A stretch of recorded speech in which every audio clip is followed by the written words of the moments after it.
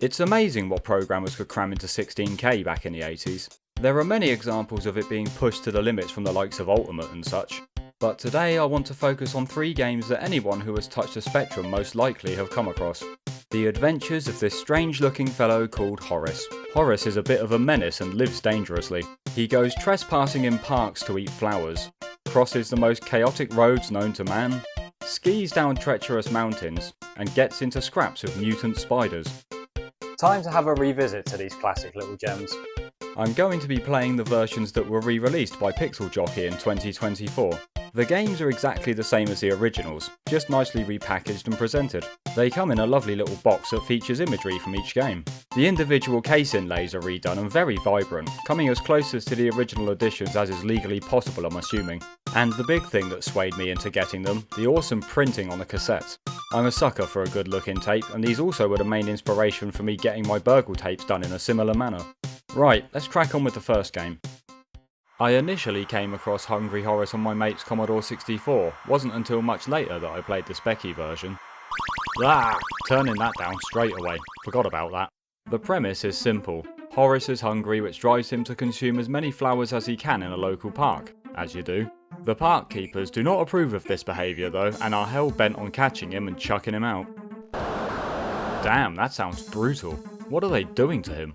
Horace can mentally break them though by ringing the alarm and then subsequently erase them from existence. Christ. The keys are QZIP, which is basically just QAOP for people with larger hands. It's a score-based game that indefinitely loops through 4 different screens. Eat as many flowers as you can before getting caught 4 times. Sometimes fruit appears for extra points, which I imagine is better for Horace's stomach than the flowers. Then again, does he even have a stomach? Hard to tell. The fruit glitches out sometimes, but it doesn't seem to cause any major problems. You don't have to clear each screen to advance, you just get more points if you do, and the longer you stay on a screen, the more fruit will appear. To get to the next screen, just head to the arrows that point out of the area. It's sorta like Pac-Man, but not really, though there are teleports. The third screen is a bugger. If a park keeper is coming down this path, your only choice is to run back and give him the slip around the bottom corner. You're screwed if there is more than one of them. In fact, the game can screw you over whenever it wants. Like, what the hell am I supposed to do here? It can be quite panicky when one of these purple dickheads is bang on your case. Get away from me! There we go. Fuck you. It's a fun game. Simple, but enjoyable enough to have a quick blast on here and there. On to the next one, which is my favourite and the only one I had back in the day. Horace Goes Skiing is another affair that isn't too complicated. Our potentially stomachless friend fancies having a go at skiing down a mountain, but must rent skis first. In order to do that, he must cross this somewhat dangerous road. Twice. A stomach he may not have, but balls he certainly does.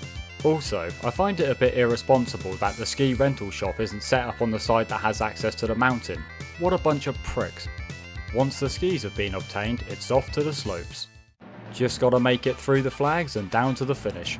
Easier said than done though, as trying to avoid the trees and straighten Horace up can be a bit fiddly. Bloody hell, that sounds nasty. Skis okay? Sure, but Horace sounds like he got fucked up. Never mind, he's fine. How is he fine? Is he immortal? There can be only one! He must be, because even getting run over doesn't kill him. Gotta love the irony of being flattened by an ambulance.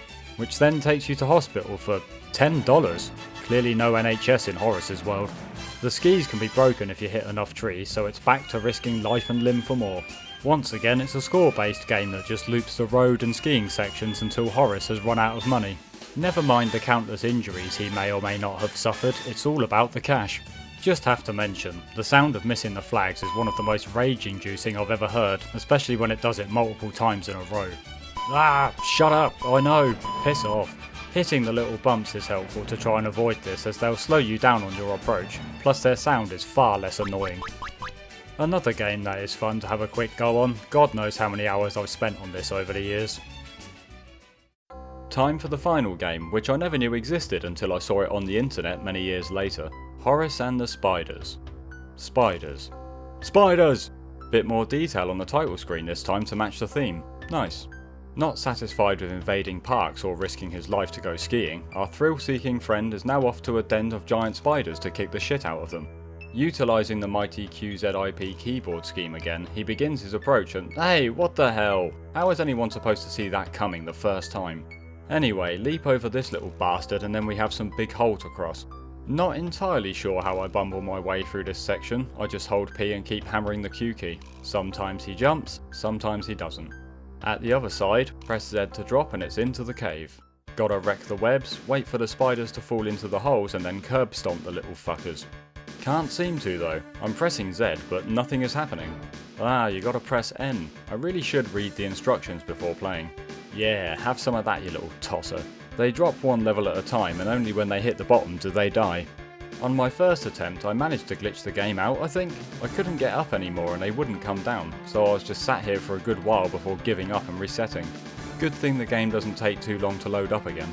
Horace is armed with serum, but once he runs out, it's game over. I wonder if it actually kills him this time. Considering that this is the last game, then maybe it does. If all the spiders here get murdered, it loops back to the approach screen because it's a score-based game again. Oi, I gotta jump that now? Would have been nice to have a warning.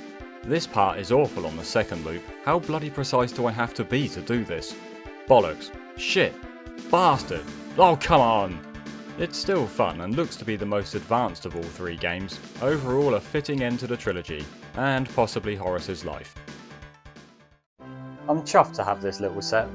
In the modern era of impressive and complicated games, it can be quite refreshing to sit down and play something simple as this from time to time. In any case, that's it for today. Have a good one you lot, and I'll see you later.